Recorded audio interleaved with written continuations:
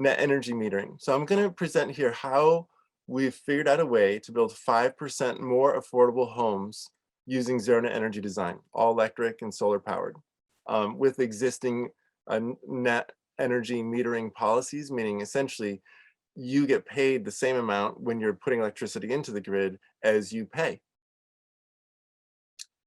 So Chris Start, my former boss, when we were working together to develop a new affordable housing development company called Danco Communities within the Danco Group, which is now taken over. Essentially, the Danco Group is just an affordable housing developer because we figured it out, which is, as he says, all electric is a no-brainer. The cost of bringing gas to a building site is expensive. In our developments, all electric is less expensive to build and just as efficient or more efficient in operations, and you can't generate gas on site, but you can generate electricity with solar electric panels to lower bills. And what Chris is always really good at is running the spreadsheets, just being extremely thoughtful about what are the actual costs. So here are some examples of what we found. Like SoCal Gas, they document that it's $33,400 on average per gas gas main cost per service. So this is their gas mains coming to you that you pay for this in your utility bills. This is all recaptured through your utility bills. So you are essentially responsible for $33,400 on your utility bills for just the big pipes coming to you. And then you get the pipe to your house. All right, so this is a quote for gas piping just from the street to your house, $8,841 in Palo Alto. You can see 17 grand in Palo Alto, $1,000 in SMUD territory, $600 per residence in a multifamily, $2,000 per building in different multifamily developments. So you can see it's a range of prices. It's always a bunch. And then you also have a range of costs for delivering gas to each of the appliances. So as we were working on the spreadsheets together, Chris and I, we could just see the infrastructure costs for delivering gas. Granted, I've been trained in like renewable energy and electrification since 1995, and I've been giving tours since I was a college student on building electrification. So I came to this business ready to do it. But the numbers are the numbers. It really did present itself as this is significantly more expensive to put in the gas systems. So here's an example of what it costs to put in the electric systems at these cute little 26 zero net energy homes. It's this development here called Cottages at Cypress. And this adorable couple, they used to own the bead store. I think it was in Mendocino, the little coastal town. And they retired into this low-income housing that's just 26 cute little cottages. And right now we're working on building 80 more of affordable low-income housing, for low-income seniors who are retiring in the community that they worked. So here, this is 11 grand installed. It's a heat pump it's a ductless mini split, right, for space heating and cooling. These were GE Geosprings at the time. This is 2014. And this is, at the time, essentially the biggest single family development of all electric, 100% solar offset proven. Everyone here is actually under consuming because they're low income and because they're seniors. Both of those things matter. And we were expecting the low income part, right? Because we're designing for it. But senior citizens, they cook like 80% less. They shower once a week. All sorts of behaviors shift as you become a senior citizen. So anyway, everyone here gets like a $200 bill back from PG&E. It's really one of the only developments we have like that because it's senior citizens. So living a great life, people that are very happy with it. This is an example of the cost back in 2012. So this is the early era zero net energy buildings, which Danco Communities was building as sort of a pioneer-ish in this. So this was what it cost at the time to go above the 2008 energy code. It was $3,000 more for the high performance heat pumps, $260 for extra HERS commissioning per residence, right? After the solar, and this is in 2012, it was about 10 grand after the rebates that were available at the time. It saved a little bit of money on the water heating to put in the heat pump water heater because on-demand gas is so expensive, as well as the gas infrastructure is more insulation for 326. So it cost about $12,500 to make it zero net energy per apartment. And that netted as a cost of $440,000 for the development. And we were able to solve the split incentive, so to speak, through rent increase as utility bills shrank, just dollar for dollar. I'm going to show this part of it. So it was netted out in 15 years as a break even. They own the project for at least 15 years. So that's usually the threshold for examination. So I'm going to show some examples of how this works. This is mutual housing at Spring Lake. Phase 1 is up here. This is a 2014 zero net energy effort. Phase 2 is down here, another zero net energy effort. And at phase 2, I've got some, whoopsie. This is 38 apartments. I'm just gonna show you how to read this little table down here. I'm gonna show this to you a number of times in a row so you can just sort of familiarize yourself. I'm gonna say, here's the residence count, 1, 2, and 3 bedroom residences for phase 2. So these are the ones a little bit closer to us with the darker blue solar panels. Okay, 38 households here. This is low-income farm workers, families. These are people who are specifically growing almond trees and some grapes that are up in Yolo County. Other crops too, like maybe some alfalfa, but mostly almonds. Then the monthly utility allowance that the local government agency, that's a HUD-funded government agency called the Housing Authority, they make official predictions of utility bills. They're saying they don't include solar in their thinking. So even if you put solar on, you still get the same predicted utility bill. Now, if you eliminate that utility bill, you make it a $10 predicted utility bill with this software called the California Utility Allowance Calculator, which is a piece of software that complies with the national IRS policy. The IRS funds most affordable housing in the United States today. So IRS said, you can predict what is the benefit of solar. That's like California went to IRS back in 2008 and said, can you help us get policies that allow us to predict the value of solar when we're setting utility allowances, which have this huge impact on rents? I'm going to show you this in a sec, but here's a little table. So yeah, we can say that the rent goes up as the utility bills go down, dollar for dollar, within the same controlled amount of housing expense. So in a year, this raises $68,000 in rent. In 15 years, it raises $1 million in rent in total extra revenue that comes in. So here's some more numbers. Now, the cost of the energy efficiency improvements, we did a lot of study. We said, here's the total incremental cost of doing all these certifications and inspections. Here's the average cost, about $3 grand per apartment. So there's a little bit of utility rebates. All right, so now it's $2,500 an apartment for all the HERS inspections of the insulation and insulated pipes and the fans working correctly, and it's a ducted system, so duct sealing, and go down a long list. Here's the solar array cost. So before there were rebates, it was about $486,000. The unrebated cost per apartment then is about $12,500 for a 4.27 kW DC solar array. But after the rebates, it was total of $6,500 or so per apartment for the solar array, the zero net energy scale solar array. Cool. All right, so now the incremental cost, just the cost of the zero energy ready requirements and the solar array, $612,000. So it's an incremental cost all in of $15,694. This is what the developer is paying in the construction budget out of a $350,000 budget for that apartment. Oh, sorry, for five. Let's see here. I can't read my own notes because I've got the box.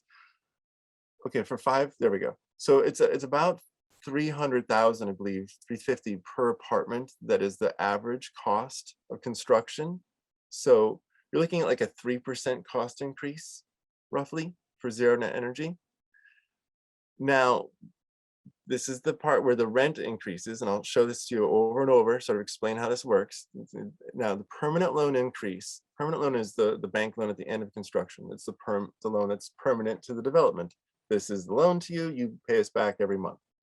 And you say, all right, with $10 predicted utility bills versus $125 to $203 predicted utility bills, this allows us to pay more rent to the bank, 850 grand. Now, the post rebated cost of everything that we're doing, the energy efficiency and the solar, that was $355,000. So the total project benefit is $501,000. And so instead of it being a cost of $15,694, it's actually a benefit. It's a benefit of $8,851 per apartment, because the tenants can pay more to the bank for building more housing as opposed to paying it to the utility to buy more energy. Both of those things are obligated expenses on regulated affordable housing. You have to pay utility bills or rent. So in that situation, paying it to the bank to build more and better affordable housing is a better investment. I'm going to show you, it's 5% more affordable housing per development. I'm going to show you this here. This is this solar array, and this strategy, the tribe actually pays all the utility bills. So that same way of raising the money by not paying utility bills, in this case, the tribe got to keep more rent and the utility got to have less. And how this works. So we were saying, hey, Trinity River Elder Village, if you put in a propane, really high performance propane system for both your water heating and your furnace, as a sort of standard up there, then it'll be $28 for your electricity bill, $51 for your propane bill, $79 a month total bill. If you make it all electric, no solar yet, just all electric and with heat pumps, efficient heat pumps, it's $59. Propane is very expensive. It's nearly the price of gasoline. It's usually within 10% of the price of gasoline. It just floats right with it. It's a very similar fuel, really. So very close in the stack as a distill fuel. So then all electric plus zero net energy, $5. This is literally what bridged that funding gap that they didn't have in this rural community. They didn't have the money. But being able to cost effectively invest in solar where the benefits were larger than the cost meant that was the last chunk. They didn't have enough money for landscaping. They're all standing there celebrating while there's gravel front yards because they had no money for that. But they did put in the solar arrays because that was the linchpin part of it. It was getting rid of a lot of the cost of the utility bills and therefore capturing more rent. So this project absolutely would not have gotten built without the solar arrays. And the current NEM 2.0 policies. This is what it cost. It was $16,000. It's a little bit more because they use a ducted system, just so you know. Ducting systems cost more than ductless because ductwork is expensive and all the rest of it, the testing, but it's just more expensive to blow air. Now, this is a little bit of a busy screen, but this is the numbers part. The first part is I want to show you in black, what I've been explaining to people. If you have $1,667 in monthly income, essentially like a minimum wage job. Now, in a regulated affordable housing, 70% of that money that you're earning is reserved for all your non-housing expenses. So not housing, it's your food, it's your clothing, it's your medical expenses, everything, 70% absolutely has to be set aside for non-housing expenses. 30% is for housing expenses. In that 30%, it's blown up into two numbers, rent and utilities. So you are always going to pay 30% of your income for rent and utilities. Now the question is that more or less rent? Who gets that money? Is it the bank that gets the money or the utility that gets the money?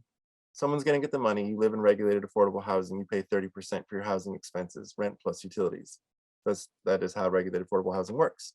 It works pretty well. People survive in affordable housing. Regulated affordable housing is a place you can raise happy kids. You can keep more of your income because people usually in market rate housing are spending 40 to 60% of their income on housing. They can be extremely rent burdened, rent and utilities burdened.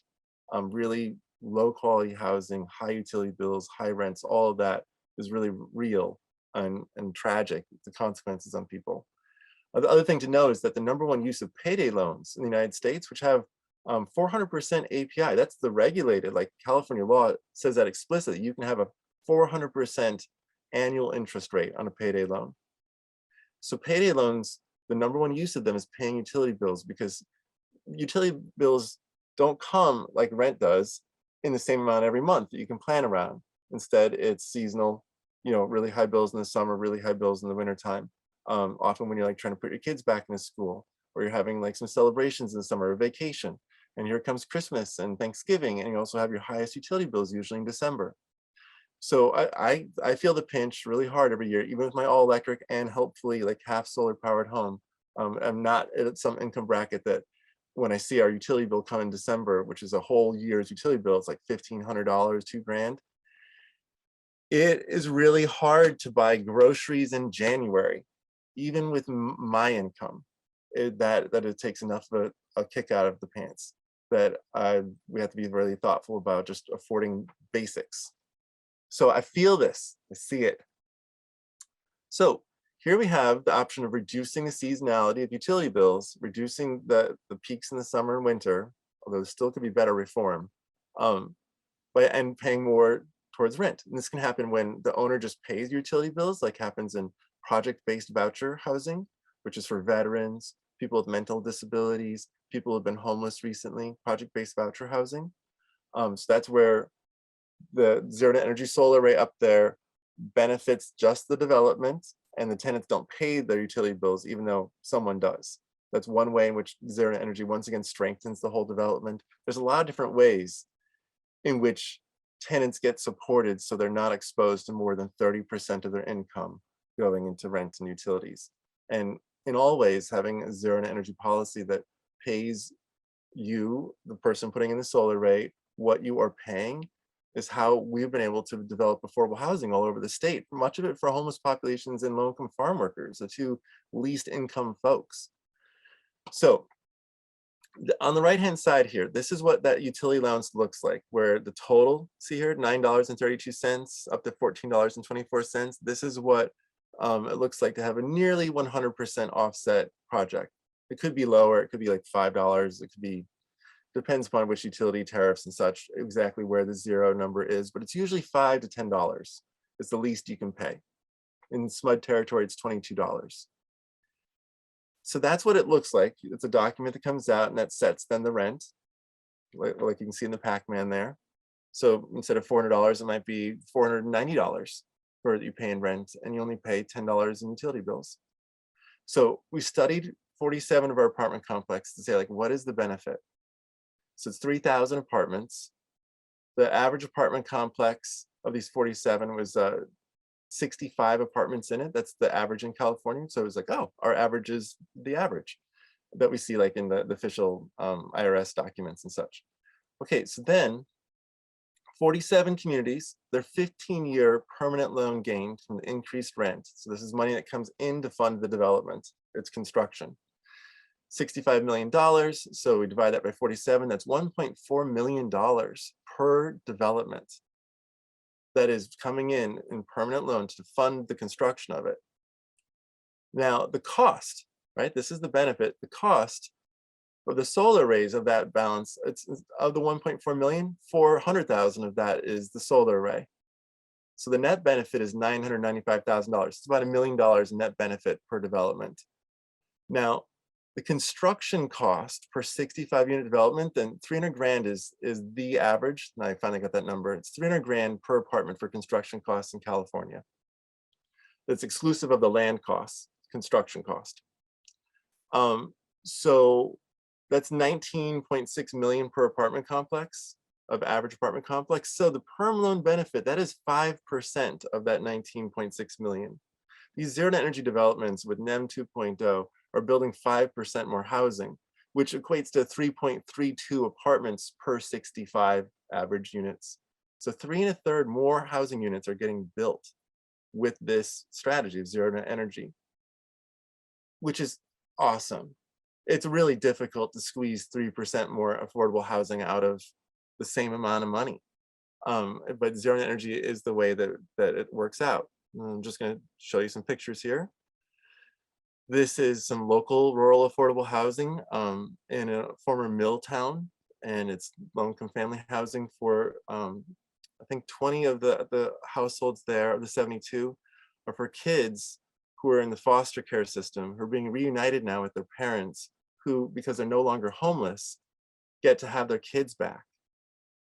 And this is a project that is funded to a net revenue of 1.7, almost $1.8 million of the cost of this project was funded through zero net energy.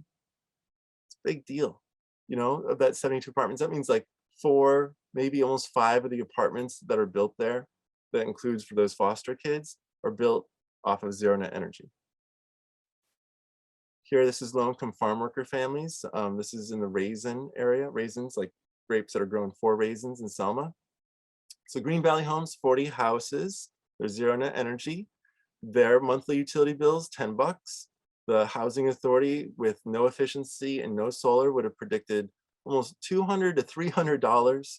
That's what people would actually be paying per month down there. So annual revenue, $120,000. Additional permanent loan that comes in over that 15-year horizon, $1.8 million. This is going up right now in Arcata, really excited about it. It's 100% offset 4-story construction in the cloudiest part of California. And so it means that we get approximately 2/3 of the solar energy that's like down in Sacramento. And unfortunately, it means that SOMA funds are not eligible up here because they don't take into account the weather, and they punish the lack of solar productivity up in Humboldt County on the coast so much that none of the affordable housing here can get access to the free solar arrays that everyone else gets. It's a really big problem. There's no SOMA money that's available to this low-income rural community with disproportionate number of tribal folks, because this is the largest density of indigenous native sovereign nations in California, and one of the largest densities in the country. So this beautiful 44-unit affordable housing family project right in the downtown of Arcata, an extra $1.5 million went into building it. This gorgeous one project down in Carson, part of Los Angeles, Carson Arbor Green. This was a small one, quote unquote, only $584,000 of additional net revenue into building it. But here's the big one. This is Valley View Homes. So this is another part of the Central Valley. And I can't remember the crops that are grown around there. Apologize, I think it's cotton. So here we have $2.2 million of net revenue for these 48 homes. You know, built a bunch of extra homes to do this zero net energy development. So we're coming to the conclusion, and I wanted to leave you with some quotes here. So the first spokesperson for the electrification movement was Ronald Reagan. Before he was the governor, he got paid by the utilities to become the great communicator. And this was the catchphrase: you can live better electrically. That was what was in the advertisements on the #1 show in the 1950s on Sunday nights. You'd show up for the General Electric Theater, and Ronald Reagan there would advertise for nuclear power plants and clean energy. Really clearly, like that was what they were trying to do, is get rid of coal in people's homes and wood, and convert them over to electricity and use nuclear power for clean energy. So here's Arnold, who had a different brush with fuels that are being rejected. He used to be a big proponent of hydrogen fuel cells, which we now acknowledge essentially is mostly fossil fuels. And I can see that locally.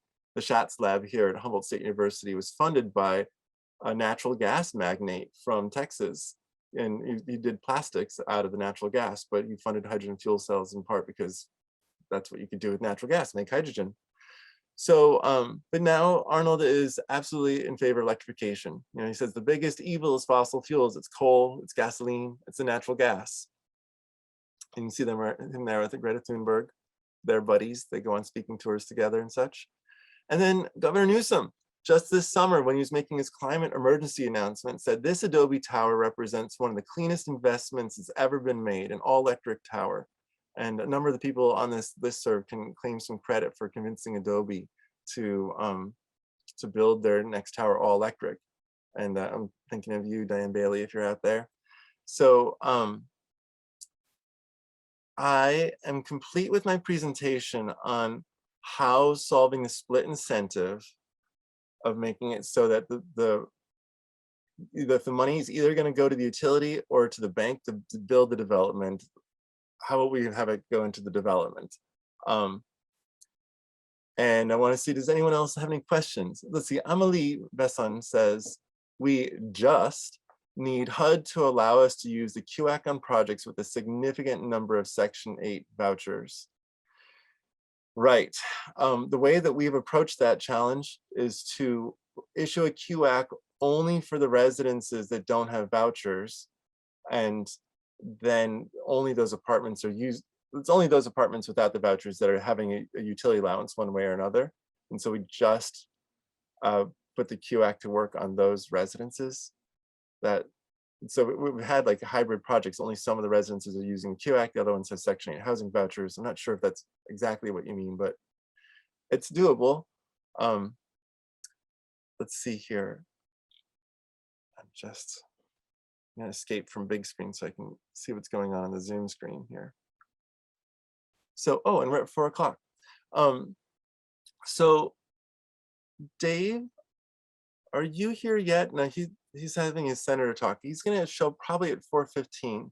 So this is a good time for people to ask questions, or I can try to demicrophone y'all so that you can chat. Let's see here. For some reason, where's participants? There we go. Right. Does anyone want to say hello? Let's see. Alohalani, you're recording. So I think the panelists can speak, but I don't think the participants are able to. Or like after you. And I think that, could you start promoting all of the participants into panelists so that they can then speak? Do you know how to do that? Yeah, I'll try that. Okay, that'd be cool. Because the goal at the end of this is to let there just be a free-for-all chat of what people thought was like useful information from the day. And that I think would be nice if you have a moment here in the chat to start putting in some of the things that you heard that were new and important to you. You know, what was the novel stuff? It's good for yourself to think like, what did I learn today?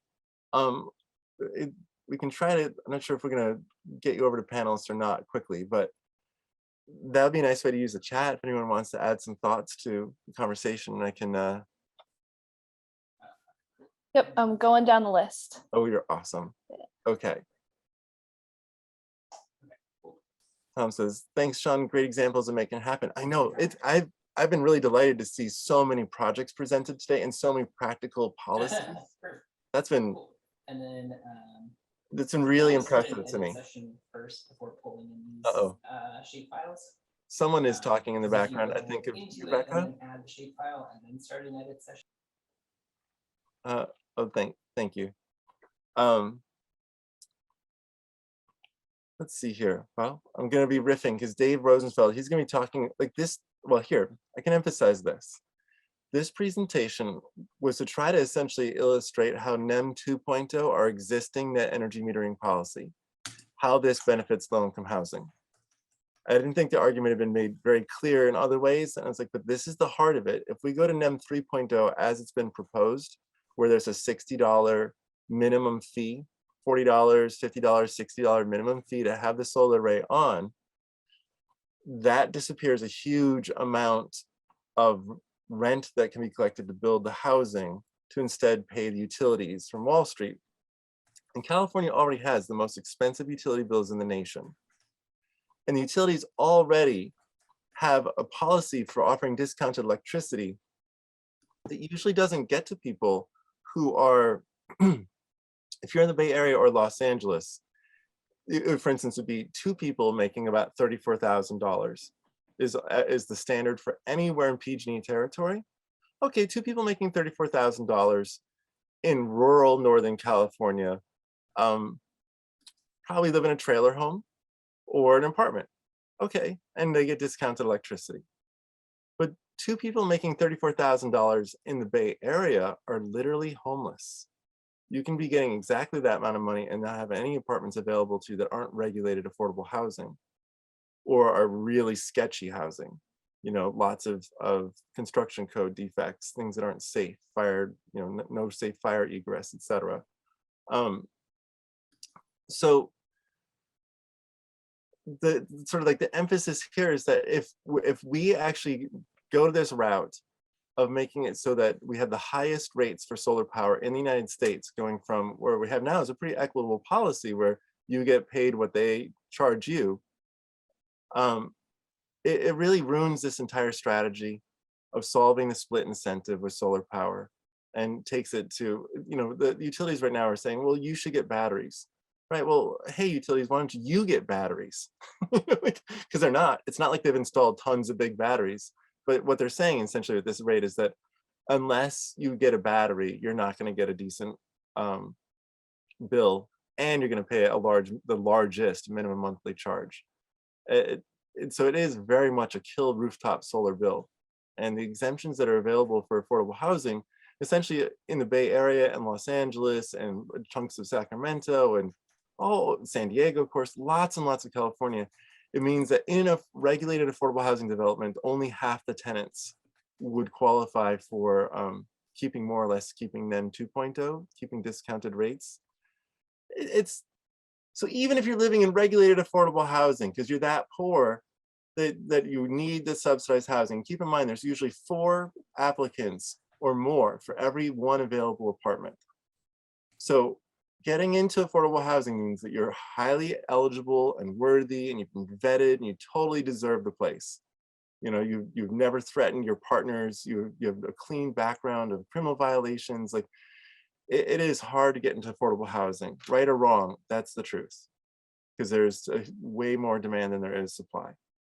So these people who are so deserving still are going to be paying the highest solar rates in the country.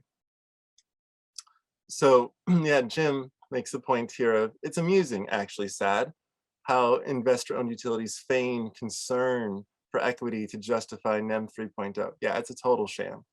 I mean, they're psychopaths. I mean, look at the burning down of Paradise, right?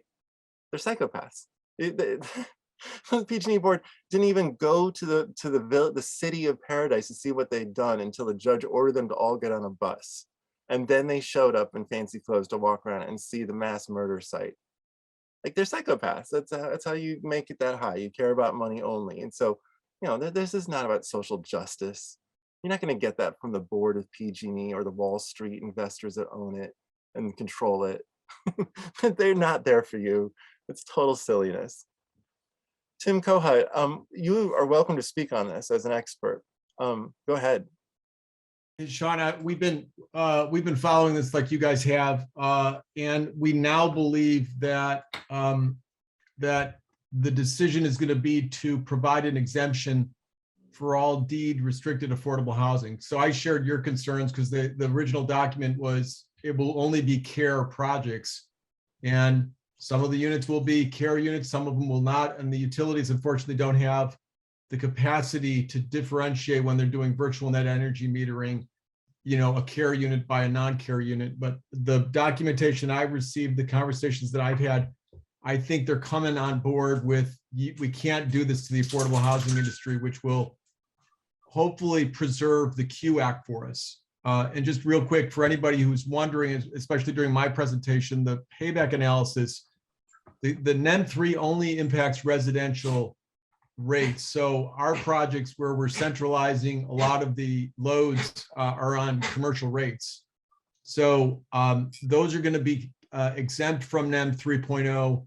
The risk is if this does go through and they don't create the carve out, that we're going to do more to centralize as much as we possibly can to take advantage of the code required, Title 24 code required PV on the building, which means we're not going to do much for our residents. So I still think, Sean, I'm totally in agreement with you that this is a environmental and economic justice issue, and that all affordable housing should receive the exemption. Thanks, Tim. I really appreciate not feeling like I'm alone on this. Like another peer that looks at the utility bills of tenants says just the way the money is going to flow is that we're going to start having central systems, which are inherently less efficient, usually, you know, because there's just more hot liquid that's, you know, zooming around, or hot air that has to go through ducts to get to distant places. Like it's an old fossil fuel strategy where you burn a big fire and then you deliver the energy someplace. It's like, it's not efficient. It's just because you don't want to burn a fire in every apartment. So one of the things I'm thinking about though is that if we have a carve-out exemption for regulated affordable housing, but we know there's like a 4-to-1 waiting list of people who are living in market rate housing who are spending 40 to 60% of their household income on their housing expenses, that carve-out, you know, as it sounds like it affects maybe 20% of the eligible people who are in market rate housing, who are just as poor as the people who are living in regulated housing, but are in that space in between. They're not eligible for care because they actually have just enough money to live in a house or live in apartments as opposed to being homeless, you know, like in the Bay Area, but are now paying high rates. like rates that really discourage their solar array. And so I'm trying to think, like, how do we get there? So there's a means test for NEM 3.0, which you should change in other ways too, but just calling NEM 3.0, that it seems like there should be a means Sean, test the for everybody. biggest thing, you've nailed it where you talk about it's the grid participation charge that is really going to kneecap people, because it says, what they're proposing is $8 per kW AC that you put on your roof, whether it produces or not. That you put it on your roof, pay 5 kW system, you owe us $40 a month. The people that I know who are lobbying against this have already indicated. I said, what's your plan B? And they said, oh, we're going to sue. This is not legal. So I suspect, and the governor's already said that they've taken it off of the January 27th PUC agenda. The governor's already says he doesn't like it. I think the Schwarzenegger op-ed in the New York Times really did a lot to shake the tree a little bit. So we're optimistic, thanks to sort of grassroots efforts at all levels, including what you guys are doing, Sean, that people are listening and realizing that this is not the way to equalize the grid. Yeah, I know that I'm not alone on this one. And Dave, who I'm hoping is going to be able, for people who are willing to wait, Dave is coming, and he's going to be doing the longer presentation essentially on the issues with NEM 3.0 and some of the equity ones particularly. But like I said, he's talking with the senator. So Sean, while we got the time, like yeah. the split incentive, the real challenges, because the way you presented it is the way we approach it. It's kind of a done deal for new construction if you have a QAC. But the real obstacle is, what do we do with the existing buildings that is not tax credit funded? How do we get into those? Because the QAC is only limited to TCAC funded building or MASH buildings, which MASH projects which don't exist anymore. So there's a couple of pathways forward, including the tariff on bill recovery, which I think would be great if they just infused money in there and incentivized it to buy it down so the residents pay back some of it. But the other thing is open the door again to the QAC for any deed restricted affordable housing that could use it, regardless of whether they are going through TCAC funding or not.